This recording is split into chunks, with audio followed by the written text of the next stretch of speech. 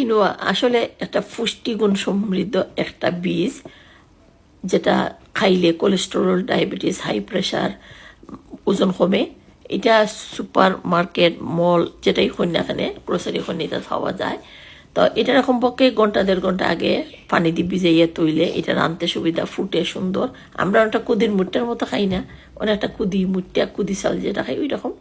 তারপরে এটা রান্নার টেকনিক হইলা মূলত যতটুকু নিবা তার ডাবল পানিতে ফুটাইয়া এটা খাইতা, মানে একদম সফট করে খাইতা। একটু লবণ দিলাইবা, আমি পানির মধ্যে লবণ দিছি।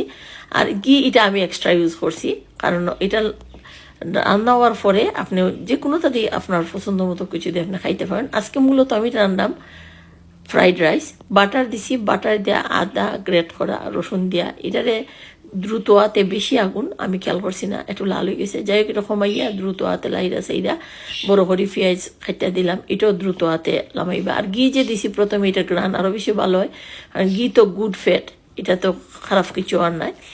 তো দেওয়ার পরে ফ্রোজেন সবজি দিলাম। ফ্রোজেন সবজির ফানিয়ে বাড়াইব, এর লাগে খুবই আগুন বাড়াইয়া দেয়া। আর ফ্রাইড রাইস মূলত আমি রান্নাম, ফ্রাইড রাইস দ্রুত হাতে করা লাগে।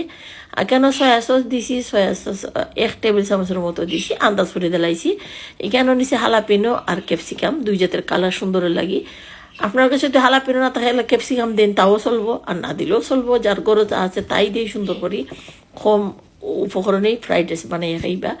এটা স্বাস্থ্যসম্মত একটা খানি, খাইয়া দেখো আলহামদুলিল্লাহ। নামে হুটকি শিরা, না সিলেটি না সুনামগঞ্জ, যেটা আমার স্টাইলে হুটকি শিরা।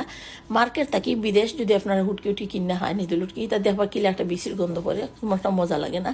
ওই হুটকি দিয়ে টিকিলা যদি রান দেখান তাহলে দেখবা খুবই খুবই মজা লাগে। আমি 25 মিনিট টোটাল জাল দিয়ে নিছি, যেলাখান যা যা দিছি তাই দিবা।